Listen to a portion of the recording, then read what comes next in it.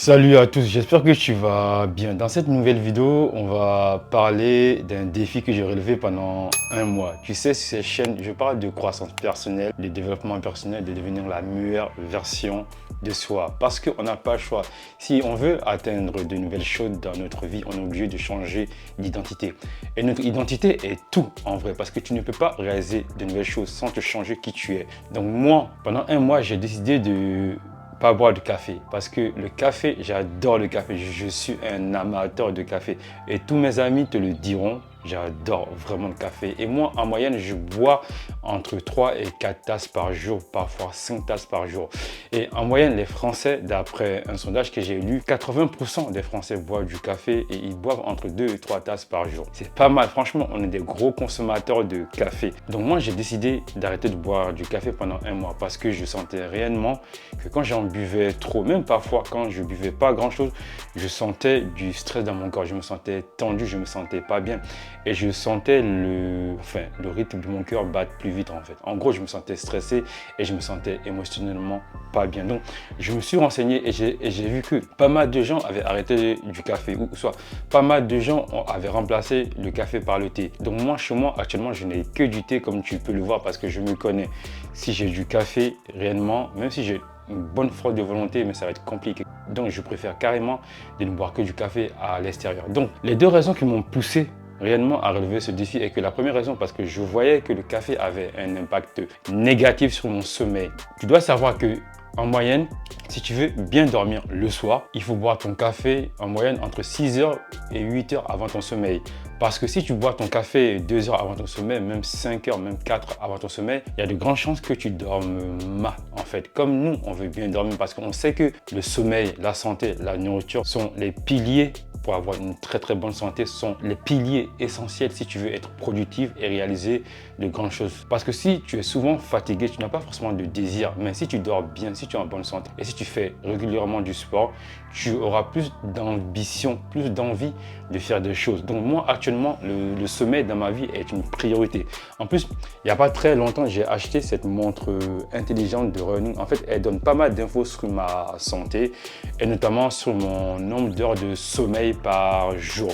Et en vrai, j'ai un sommeil éclaté au sol. Franchement, j'ai un sommeil très mauvais. Je dors pas très énormément. En moyenne, il faut dormir entre 8 heures et 9 heures, mais moi, je dors la moitié. Donc, ce qui fait que le sommeil, pour moi, est actuellement une priorité. Et le café a un impact négatif sur mon sommeil. Quand j'en bois trop, je sens clairement que j'ai du mal à m'endormir le soir. Donc, je voulais tout simplement tester pendant un mois, en fait, si mon sommeil allait être meilleur si je ne buvais pas de café. Et la deuxième raison qui m'a fait accepter ce défi-là est tout simplement que quand je buvais trop de café, je voyais le rythme de mon cœur battre plus vite. Et grâce à cette montre intelligente, ne t'inquiète pas, je n'ai aucune action chez les fabricants de cette montre.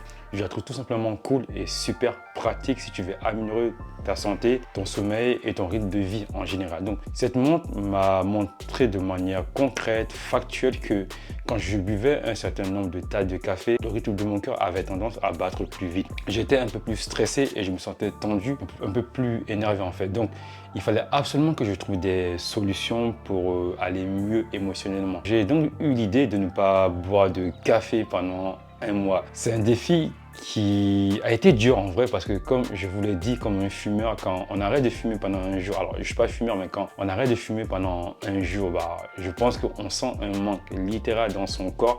Quand tu arrêtes de boire du café pendant un mois, comme un drogué, tu veux du café parce que ça te manque en vrai. Donc pour moi, relever ce challenge était un vrai défi. Parce que il fallait que je ne boive pas de café pendant un mois. Et surtout, les avantages que je cherchais étaient tout simplement d'améliorer mon sommeil et surtout d'être moins stressé, plus détendu en fait et plus cool. Et donc, mais avant de rentrer dans le vif du sujet, si tu es nouveau sur cette chaîne, abonne-toi à la chaîne si tu ne veux pas manquer les autres vidéos. Si tu aimes mon travail, si tu aimes ce que je fais, like la vidéo. Et je sais qu'énormément de personnes regardent mes vidéos sans y être abonné. Abonne-toi à la chaîne pour ne pas rater les autres vidéos. Et like la vidéo. Et je pense que tu vas aimer cette vidéo parce qu'elle est différente des autres. Donc, avant de te donner mon retour d'expérience sur le fait que je n'ai pas bu de café pendant un mois, encore je précise, c'est mon retour d'expérience. C'est ce qui a marché pour moi mois, voilà. Et donc, qu'est-ce que j'ai mis en place en fait pour suivre si je respectais mon habitude? Parce que énormément de personnes veulent adopter de nouvelles habitudes, mais ils n'ont pas décrit, ils n'ont pas mis en place un tracker, un fichier de suivi leur permettant de voir s'ils respectaient bien leur engagement envers eux-mêmes. Moi, c'est tout simple. Chez moi, comme tu peux le voir à l'écran, j'ai un tableau blanc. Sur ce tableau blanc, je note toutes les nouvelles habitudes que je vais adopter dans ma vie. Donc, comme tu peux le voir là, j'avais décidé d'arrêter de boire du café. Je l'ai écrit et j'ai mis la date à laquelle j'ai commencé. Et ensuite, je vais mettre les jours de semaine du lundi au dimanche et en vertical, je vais mettre le nombre de semaines. Il faut que tu saches qu'en moyenne, il faut entre 21 et 66 jours pour adopter une nouvelle habitude. Ça dépend vraiment des gens. Donc, moi, je te conseille réellement, si tu veux adopter une nouvelle habitude, ce qui a marché pour moi était d'acheter un tableau, d'écrire l'habitude et tous les matins et tous les soirs, je me sens plus engagé. Quand je vais au travail, je vois mon tableau, je vois, il est devant moi que je dois tenir cette habitude-là. Le soir aussi, quand je rentre, si j'ai tenu l'habitude, je mets une virgule disant comme quoi j'ai bien tenu cette habitude. Si je vois que j'ai échoué à tenir l'habitude, je vais mettre une croix rouge. C'est très engageant et encore une fois, quand tu veux t'engager à changer ton identité, tu dois l'écrire. Soit sur ordinateur, soit comme moi, avoir un tableau qui est très visuel, qui est très engageant. Tu ne peux pas te mentir à toi-même parce que tu l'as écrit réellement, parce que tu t'es engagé à adopter cette nouvelle habitude-là. Le fait d'avoir juste ce tableau blanc, déjà, tu te sens plus engagé, plus responsabilisé vis-à-vis de ton engagement. Voilà ce que j'ai mis en place pour traquer cette habitude que je voulais changer dans ma vie. Donc, mon retour d'expérience de ce 1 mois sans café, en vrai, au début, ça a été vraiment compliqué. C'est comme réellement tout. Quand tu veux arrêter une habitude d'un coup, tu sens que ton corps réclame l'habitude. Même si elle est mauvaise, c'est comme le fumeur qui veut arrêter de fumer. Son corps crie, je veux fumer, je veux fumer. Moi, c'était pareil. Je veux du café, je veux du café, donne-moi du café. Mais je disais non parce que je savais pourquoi je faisais ça. Et je savais que les effets que je voulais avoir du fait de ne pas boire du café. Donc au début, ça a été compliqué et je ne vais pas vous mentir. J'ai lu pas mal de choses. Beaucoup de gens disent que le thé peut remplacer le café. Dans mon cas, pas du tout. La théine n'a pas les mêmes effets sur moi que la caféine. Et même si au travail, je buvais du thé, je me sentais fatigué. Mais ce qui est vrai, je me sentais énormément mieux. Émotionnellement, je me sentais mieux. J'étais moins stressé. Mon battement de cœur par minute était plus bas. Et mon sommeil, devinez quoi, était mieux. Parce que si pendant toute une journée, je ne bois pas du café, il n'y a pas de caféine dans mon corps. Donc quand je rentre chez moi, quand j'arrive du taf, forcément, je me sens plus fatigué. Forcément, je n'ai envie que d'une chose, c'est de dormir.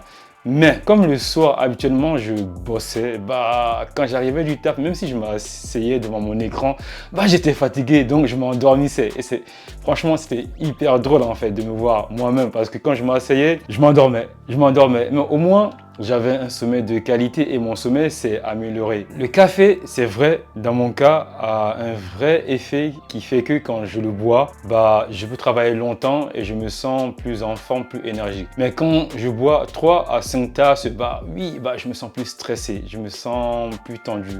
Durant ces 1 mois, j'ai tenu jusqu'à la fin de ce défi-là. Ça a été compliqué, surtout les jours où j'allais au sport le soir et que je me réveillais le lendemain pour aller au taf. Parce que quand je vais courir le soir, quand je vais à la salle et quand je me réveille le matin où je sens réellement que je suis claqué au sol, que je suis fatigué, même si je suis aussi un grand amateur de thé, mais ça n'a pas les mêmes effets. Quand je bois du café, je sens réellement une énergie en plus. Une énergie qui me donne envie de taffer, d'être productif et je me sens plus concentré. Parce que quand je ne buvais que du thé pendant 1 mois, au travail, il y avait une plage horaire où je me sentais plus fatigué et c'est normal, c'est après le repas, l'estomac digère. Mais moi, j'ai trouvé une solution quand je finissais de manger à 13 h, je faisais 10 minutes de sieste ou 15 minutes de sieste dans mon bureau. Et réellement, on se sent mieux. On se sent mieux. On néglige tellement le pouvoir de faire 10 à 15 minutes de sieste quand on a terminé de manger. Et en plus, à midi, je mangeais habituellement des féculents, du riz, des pâtes. Je les ai remplacés par des légumes qui sont riches en fibres, des haricots verts, des brocolis et qui sont bons pour la digestion. Donc, le fait de ne pas boire du café pendant un mois m'a permis aussi de trouver d'autres solutions plus écologiques, entre guillemets, pour rester en forme. Comme par exemple de dormir entre 13h et 14h, de manger des haricots verts, du brocoli qui sont riches en fibres et qui sont bons pour la digestion. Quand tu ne te donnes pas le choix de faire un truc, ton cerveau va penser à des solutions alternatives, plus saines pour ta santé, plus écologiques pour ta santé. Donc, même si le fait de ne pas boire du café était vraiment fort, je le sentais, mais j'ai tenu durant ces 30 jours-là. Donc, mon avis, alors, café ou thé? Non, en vrai, j'aime les deux boissons. Mais dans mon cas, je pense qu'à long terme, sûrement, je vais réduire le café. La théine n'est pas l'équivalent du café, hein, vraiment. Voilà. Sur moi, en tout cas, le café, en termes d'énergie, ça marche. Quand je bois du café, je me sens plus énergisé, j'ai moins sommeil, je bosse plus longtemps. Et quand je bois du thé, bah, je suis plus fatigué, quoi. Donc, la vraie solution est de dormir plus longtemps, plus tôt. Et la vraie solution, en tout cas, si vous avez des coups de barre entre 12h et 14h, est de manger des légumes parce que ces aliments-là sont riches en fibres. Donc, si tu manges des aliments lourds à la pause, bah forcément, tu auras un coup de barre et tu vas être fatigué. Donc oui, ce mois sans défi m'a permis d'atteindre mes deux objectifs. Et aussi, c'est vrai que au niveau de mon battement de cœur par minute, de mon BPM, bah, il était plus bas en moyenne parce que je ne buvais plus de café, je ne buvais même pas une tasse de café, donc je me sentais moins stressé. Alors, est-ce que je vais totalement arrêter le café? Je ne pense pas du tout parce que j'aime beaucoup ça. Ce qui est sûr, comme je le fais actuellement chez moi, je ne bois pas du café. C'est que dehors ou avec des amis, mais chez moi, je n'ai que du thé. Merci d'être resté jusqu'à la fin de la vidéo.